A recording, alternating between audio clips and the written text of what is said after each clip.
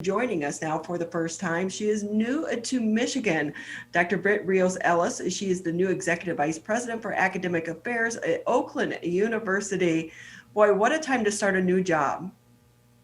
Are you referring to the winter or the pandemic or? Kind of both. So a little bit about your background. You're actually from the West Coast. I am. California, and at least it's been mild so far. I'm actually loving it. So I'm still the person in the office. Well, after I've been on the job for 2 weeks, but I'm still the person in the office. I get excited when it snows. I'm absolutely thrilled. And everyone has just been so kind and gracious and warm. So any temperature changes here have been completely mitigated by just the warmth of the people. So I've really enjoyed my first few weeks. We're going to check back in with you like next year around this time. Okay. Because when it's, March and April and you're still getting snow and we haven't had those like below zero temperatures yet either, but I will say invest in North Face or Canada Goose. You're going to need it. Well, I do have my jacket and but I will tell you that 5 days before I interviewed for the job, my home burned down. So we were evacuated, had 20 minutes to leave my home. So snow looks very good to me in any form, or even colder temperatures are feeling really good. So. We forget, wildfires in California, hurricanes in the South. So we forget about all of the other Mother Nature events that can take place in different parts of the country. With that, you've been on the job for 2 weeks. Mm-hmm. When you start a new job such as yours in the middle of a pandemic, how do you tackle your goals and what you want to accomplish? Well, I think, my motto is perfect is the enemy of good, right? So every single day trying to learn as much as I can. Pandemics for me, I am a public health person. I've worked a lot in infectious disease. So that part for me, I felt, pretty strong about mitigating. And I really love the way that President Ora Peskovitz has taken on the pandemic. So she's really, we wear bio buttons, there's active testing. Our health center is just, ready to go. We've got freezer capacity for vaccination. It's a very proactive place. And we have really facilitated an environment wherein students are empowering themselves to manage these types of things. And I think, what a better opportunity to work with students to really teach them, because, I would love to say that this is the last pandemic, but given globalization, it most definitely is not. So acquiring those skills, because so many of us learn our life skills during our college experience. So I just love the way that it's all been constructed. We fill out daily health reports. Everyone makes sure we're safe. We're working here. We have masks on. So we wear our Grizz masks all the time when we're meeting with other people. It's just highly proactive. And I really have enjoyed that. And that was one of the things that really attracted me to Oakland. So with that, what is the status of getting your professors and members of the staff vaccinated? Have you heard anything about that yet? Right now we're in a waiting mode, but I would say a waiting mode and, really being prepared. We have an outstanding student health center. We obviously are connected to a medical school. We train nurses, all kinds of public health folks. We convened a vaccination task force. We're meeting regularly. So we're moving as fast as we can. And with that, I understand, I believe you guys are back to some in-person learning right now, correct? We are, as of the 19th. And what is that looking like for students this year? So what it means for this year is that we will go back to what we had originally planned, that, most classes will be online or in a hybrid mode, but there are things we just can't teach in that mode. So for those courses, they'll be meeting in person, and some other courses as well with laboratories, again, but really facilitating the personal empowerment around how to mitigate risk. And we're doing very, very well. So what about some of the students right now that maybe are on the edge about doing gap years, or that have decided not to continue in a 4-year institution, but maybe are going to a community college because they can't get that on-campus experience that they want out of their university? So, again, that was one of the things that really attracted me to Oakland. Our campus is open. You can go to the library and you see students studying.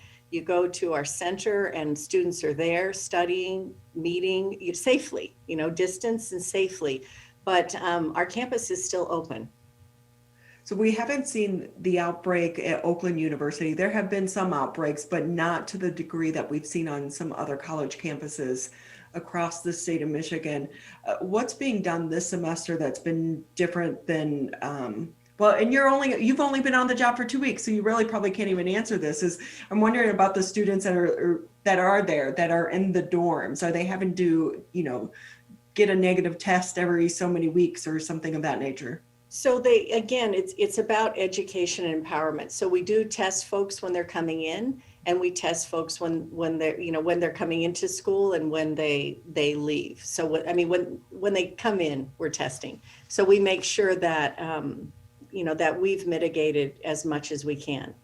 And testing is available at the Student Health Center, and folks are encouraged to test.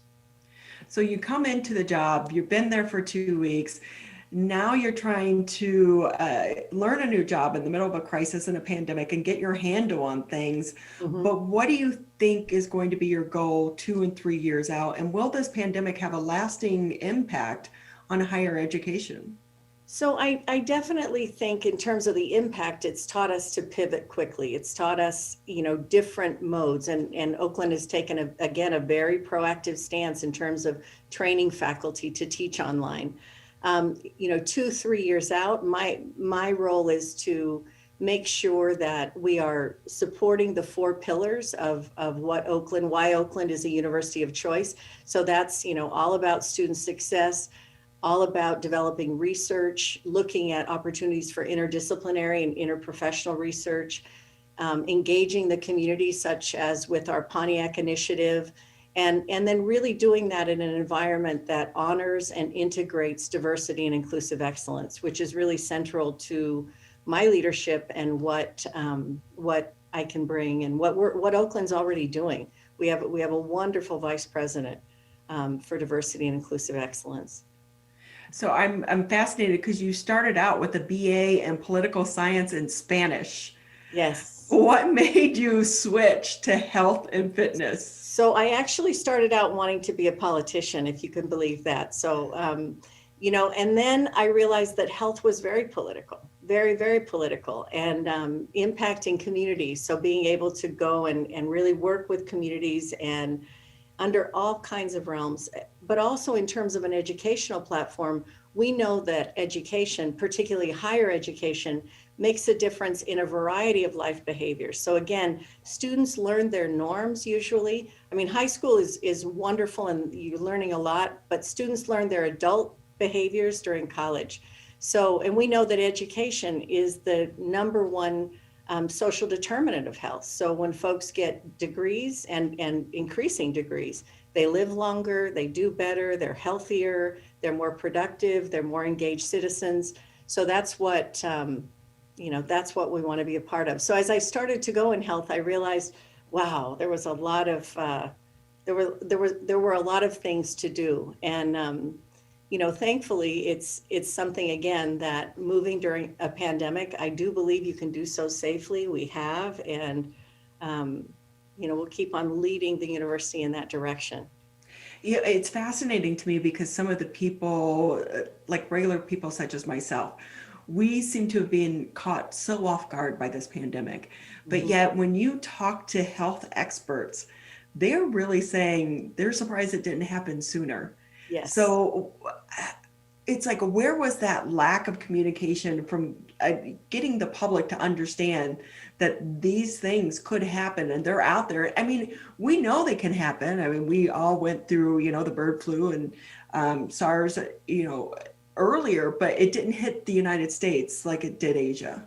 Yes. And I think pandemics, again, with globalization and everything that's happening, things are going to happen a lot sooner. And it was interesting because when I was back in California, the topic would always come up as, what's going on with the pandemic. And of course, people are asking me, And, I said one day, I've never lived through a pandemic before, but actually I had. I was in Mexico when H1N1 broke out, and it was a similar, schools closed, restaurants closed, et cetera, et cetera.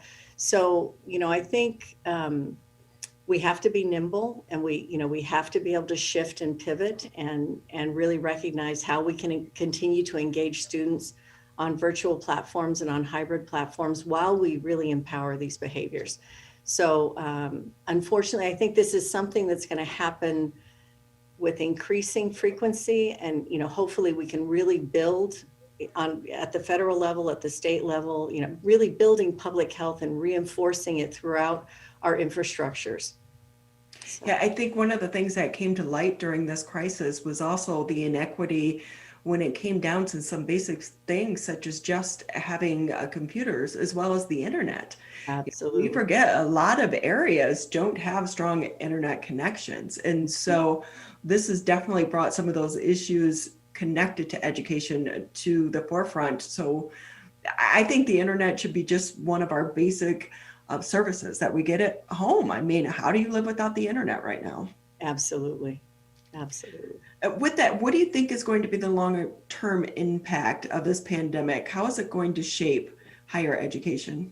So I think, obviously we're going through, and I hate to throw in health theory, but it's so applicable. So you always have your early engagers, folks who are able to just pivot and keep things going.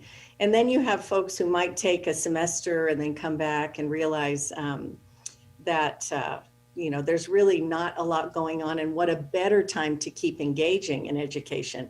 And, that's something that I think, again, Oakland has done a great job in making sure that we can keep people engaged.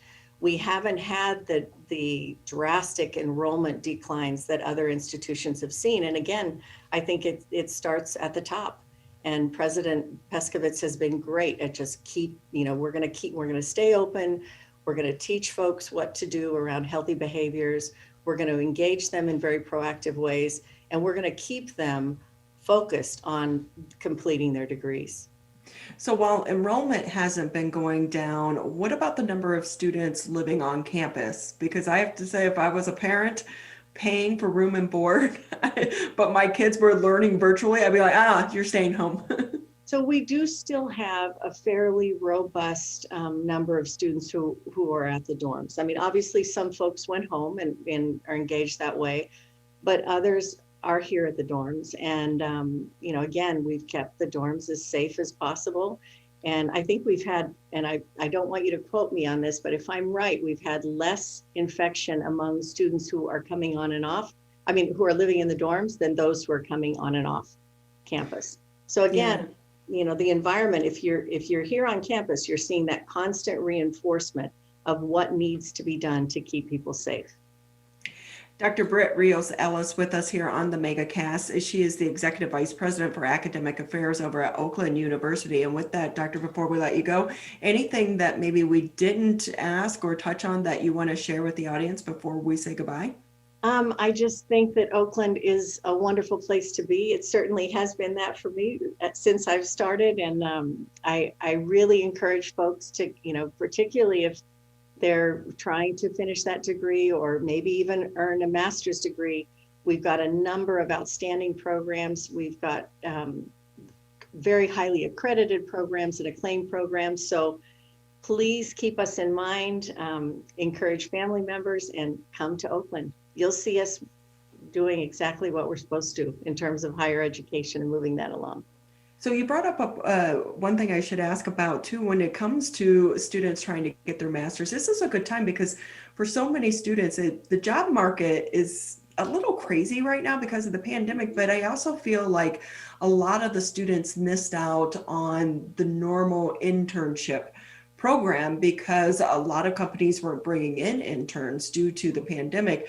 So is this a good time for them to consider getting their master's then? Absolutely. And I think, with that, really thinking about how the world is changing. So, again, we have a number of degree programs that will help folks engage and learn in that environment that is safe. Well, Doctor, we so appreciate your time and welcome to Michigan. Thank you. Thank you. I hope we have a nice, mild winter to get you through your first year. I'm doing just great so far. So no worries. A little snow. It looks beautiful to me. It is pretty, that is for sure. Well, we so appreciate your time. And again, thank you for all that you're doing and good luck in the new position. Thank you.